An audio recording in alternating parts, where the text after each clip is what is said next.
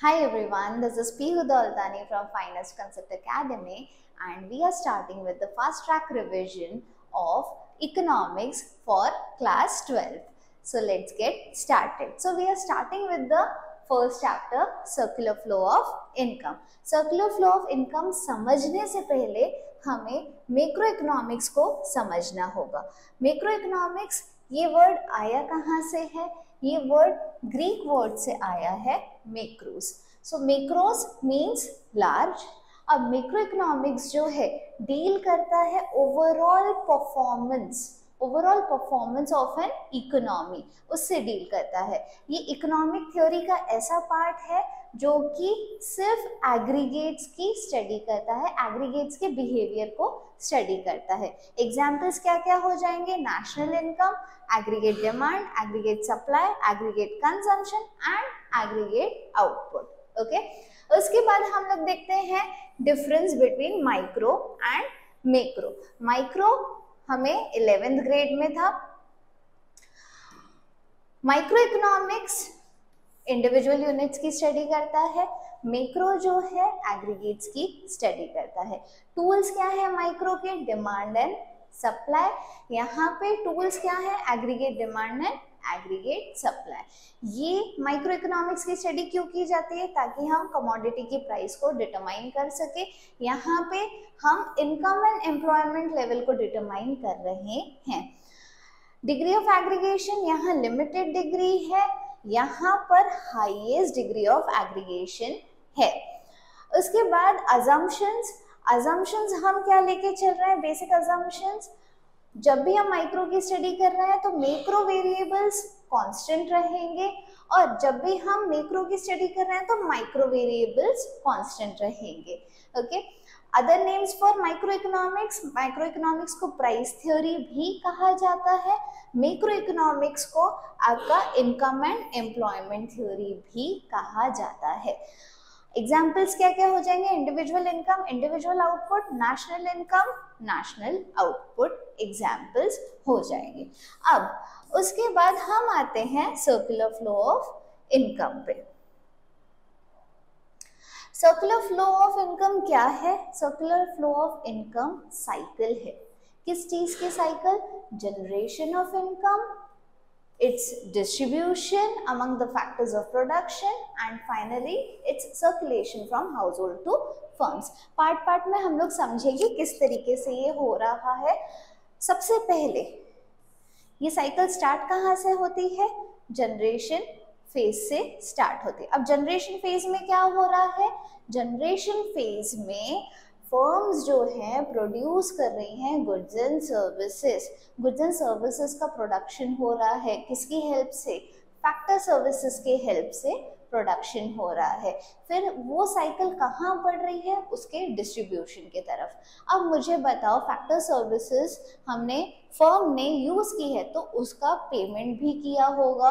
तो distribution phase में क्या हो रहा है कि फैक्टर इनकम रिसीव हो रही है. फैक्टर्स ऑफ प्रोडक्शन हमारे लैंड, लेबर, कैपिटल, एंटरप्रेन्योर, इन सबको उनकी फैक्टर इनकम मिल रही है इन the form of rent, wages, interest and capital. ठीक है, सो यहाँ पे फर्म्स पे कर रही है हाउस होल्ड को. ये हमारा डिस्ट्रीब्यूशन फेज जहाँ फैक्टर इनकम डिस्ट्रीब्यूट की जा रही है. अब वो इनकम मिलने से क्या होगा? वो इनकम जाएंगे डिस्पोजिशन फेज में. डिस्पोजिशन फेज में मतलब वो जो इनकम रिसीव हुई है, किसको रिसीव हुई है? फैक्टर्स ऑफ प्रोडक्शन को रिसीव हुई है, वो स्पेंड करेंगे. कहाँ स्पेंड करेंगे? जो फर्म्स ने गुड्स बनाए थे वहां पे जो फर्म्स ने गुड्स प्रोड्यूस किए थे वो गुड्स एंड सर्विसेज को खरीदने में वो स्पेंड करेंगे. वो स्पेंड करेंगे तो वो पैसा कहाँ जाएगा? वापस से आपके जनरेशन फेज में जाएगा. इसी को ही हम सर्कुलर फ्लो ऑफ इनकम कहते हैं. उसके बाद है आपका सबसे important concept stock and flow का कंसेप्ट. स्टॉक एंड फ्लो का कंसेप्ट जो है समझते हैं. कुछ वेरिएबल्स ऐसे जो पर्टिकुलर पॉइंट ऑफ टाइम पे मेजर किए जा रहे हैं. ऐसे वेरिएबल्स जो पर्टिकुलर पॉइंट ऑफ टाइम पे मेजर किए जा रहे हैं वो कौन से होते हैं? वो होते हैं आपके स्टॉक वेरिएबल। ओके, यहाँ पे फ्लो वेरिएबल कौन सा होगा? ऐसे वेरिएबल्स जो over a period of time, over a period of time मतलब किसी एक ड्यूरेशन के लिए हम लोग मेजर कर रहे हैं, ड्यूरेशन के लिए मेजर कर रहे हैं तो वो हमारा फ्लो वेरिएबल है। टाइम डायमेंशन, इसका कोई टाइम डायमेंशन नहीं है, यहाँ पे टाइम डायमेंशन है, over a period of time हम लोग इसको कैलकुलेट कर रहे हैं। ये स्टैटिक कंसेप्ट है, ये डायनामिक कंसेप्ट है। एग्जाम्पल्स क्या हो जाएंगे? एज ऑन 31 मार्च की बात की है, एक पर्टिकुलर टाइम की बात की है, population of India as on 31 March 2022। ठीक है, यहाँ पे total number of Maruti cars in Delhi, ये भी आपका स्टॉक वेरिएबल हो जाएगा। मनी सप्लाई, मनी सर्कुलेशन में किसी पर्टिकुलर डेट पे कितना है, वो भी आपका स्टॉक वेरिएबल हो जाएगा। National wealth, quantity of wheat store, ये सब आपके स्टॉक वेरिएबल के एग्जाम्पल हो जाएंगे। ठीक है, उसके बाद अगर फ्लो वेरिएबल देखा हमने, उसके क्या एग्जाम्पल्स हो जाएंगे? Number of birth during 2022, during की बात की है, ड्यूरेशन की बात की है, पूरे ईयर में नंबर ऑफ बर्थ्स कितने हुए उसकी बात की गई है, तो ये फ्लो वेरिएबल है। मारुति कार्स मैन्युफैक्चर्ड ड्यूरिंग जनवरी 2023। ठीक है, expenditure on transaction in money, ये भी हमारा फ्लो वेरिएबल होगा। ठीक है, उसके बाद है नेशनल इनकम, उसके बाद हमारा नेशनल इनकम और क्वांटिटी ऑफ व्हीट प्रोड्यूस्ड। ठीक है, ये इतना क्लियर है, हम लोग आगे बढ़ते हैं। उसके बाद आता है टाइप्स ऑफ सर्कुलर फ्लो।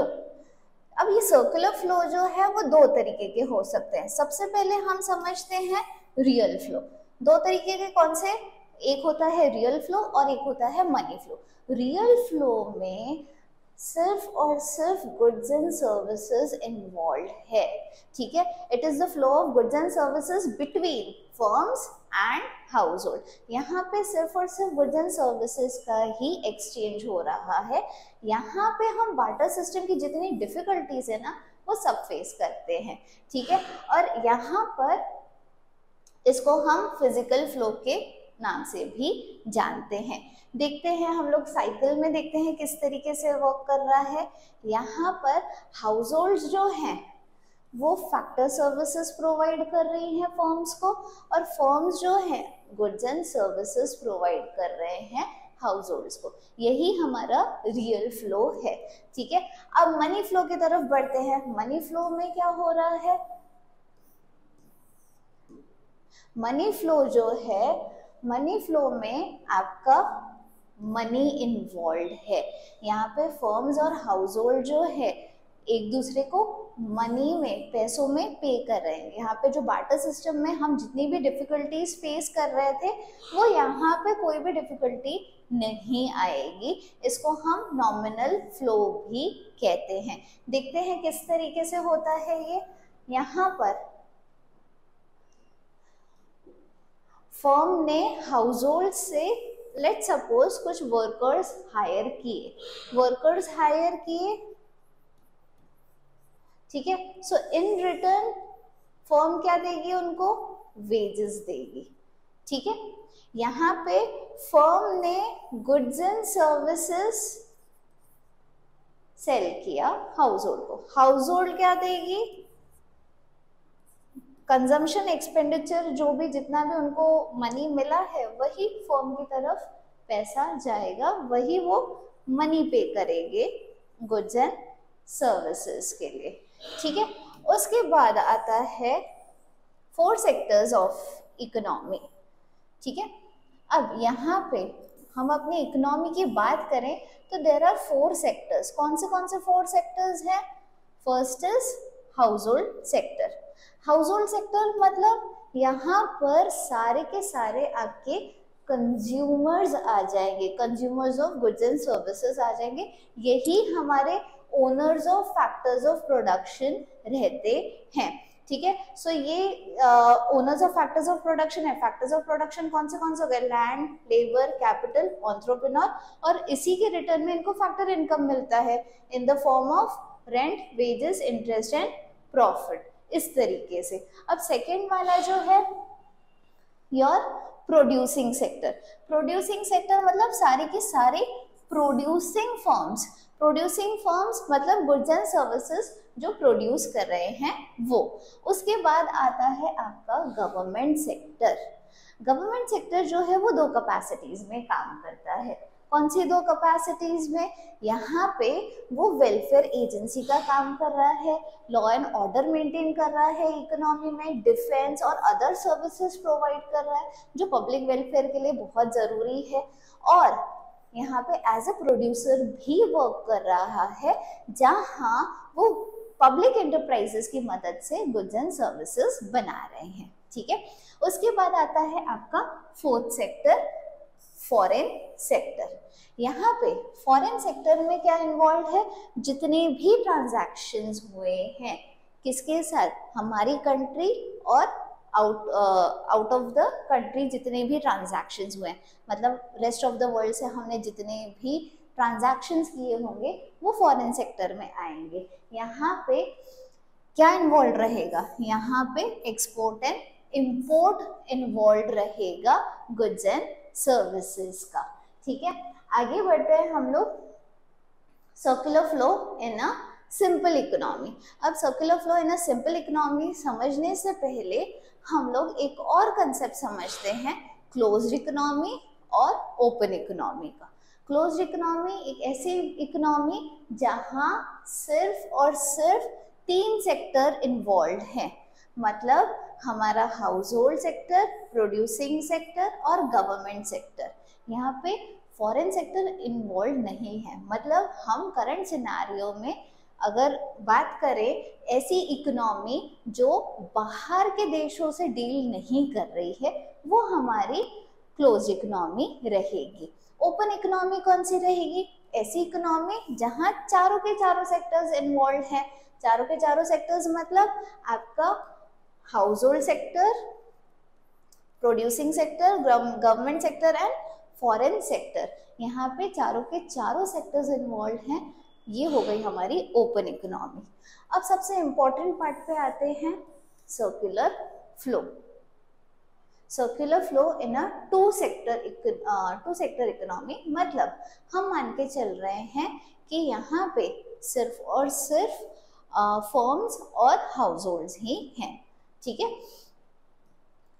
यहाँ पर अगर आप देखोगे प्रोड्यूसर या फर्म्स जो है हाउस होल्ड्स से ही फैक्टर सर्विसेज अपॉइंट कर रही है, ठीक है। मतलब हाउस होल्ड से ही, जस्ट एक एग्जांपल से समझते हैं। लेट्स सपोज कि ये जो फर्म है ये बिस्किट्स मैन्युफैक्चर कर रही है, बिस्किट मेकिंग में है, ठीक है। सो ये बिस्किट्स बना रही है, यहाँ से वो वर्कर्स अपॉइंट करेंगे, हाउस होल्ड से वर्कर्स अपॉइंट करेंगे, यहाँ पे उनकी मदद से बिस्किट्स बनाए जाएंगे, बेक किए जाएंगे, ठीक है। और इन्हीं को ही ये फर्म इन्हीं को ही गुड्स एंड सर्विसेज भी प्रोवाइड करेगी, बिस्किट्स इन्हीं को ही बेचेगी। मतलब यहाँ पे क्या हो रहा है? यहाँ पे फैक्टर सर्विसेज ली गई, in return goods and services दिया गया। This is real flow. क्यों? क्योंकि सिर्फ और सिर्फ गुड्स एंड सर्विसेज का ही एक्सचेंज हो रहा है, दैट्स व्हाई, ठीक है। उसके बाद आता है, अगर समझो यहाँ से वर्कर्स उनकी सर्विसेज ली गई है, तो इन रिटर्न ये लोग क्या पे फर्म्स क्या पे करेंगी? इनको वेजेस पे करेगी, मतलब कि फैक्टर पेमेंट्स, ठीक है। और इन्हीं पैसों से वर्कर्स क्या करेंगे?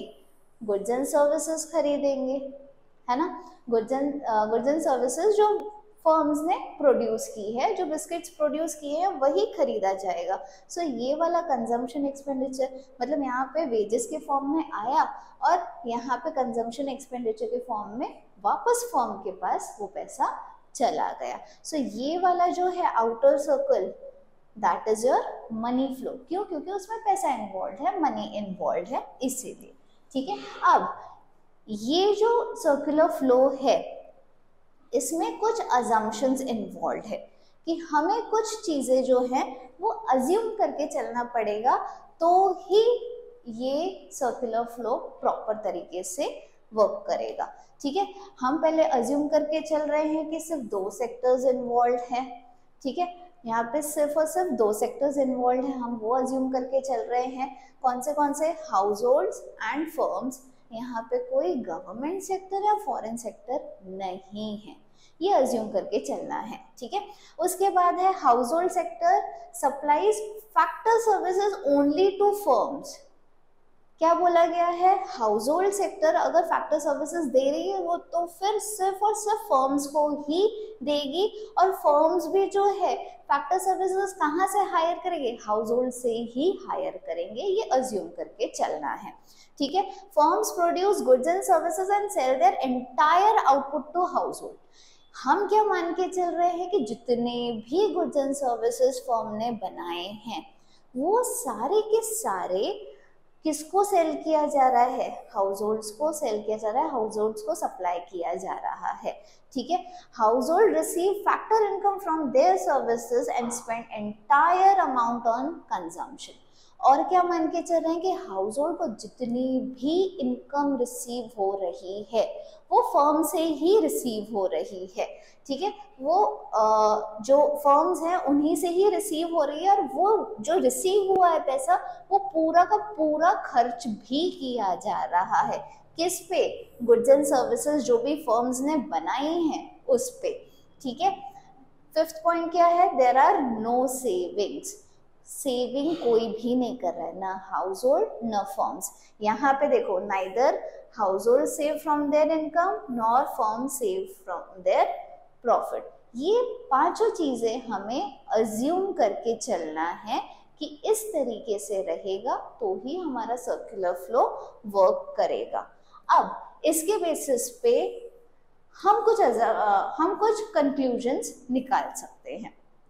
क्या कंक्लूजन्स निकाल सकते हैं, यहाँ पे क्या हम कह सकते हैं कि टोटल प्रोडक्शन जितना हुआ है गुड्स एंड सर्विसेज का जो फर्म्स ने किया है, टोटल कंजम्पशन है बाय हाउस होल्ड्स। हाँ, हमने अजम्पशन में देखा ना कि फर्म्स जितना भी प्रोड्यूस कर रही है वो पूरा का पूरा हाउस होल्ड्स को ही सेल कर रही है, तो जितना टोटल प्रोडक्शन होगा उतना ही टोटल कंजम्पशन होगा। ठीक है, factor payments received by firms is equal to factor incomes of house holds. यहाँ पे क्या कहा गया है, अब देखो पेमेंट्स और इनकम्स जो है ना ये एक ही सिक्के के दो पहलू हैं।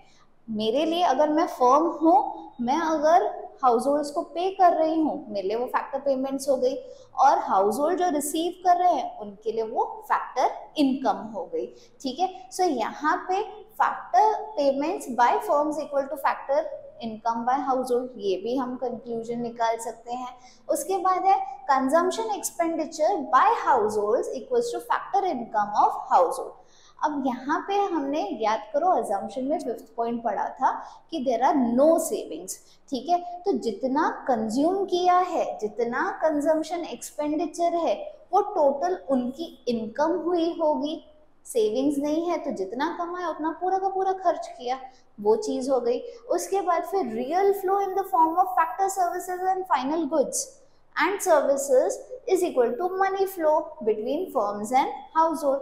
हम कह सकते हैं कि रियल फ्लो जितना था गुड्स एंड सर्विसेज का उतना ही मनी फ्लो भी है।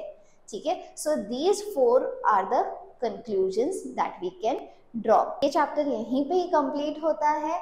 Thank you for watching this video. Do subscribe to our channel for more such videos. See you in the next video. Thank you.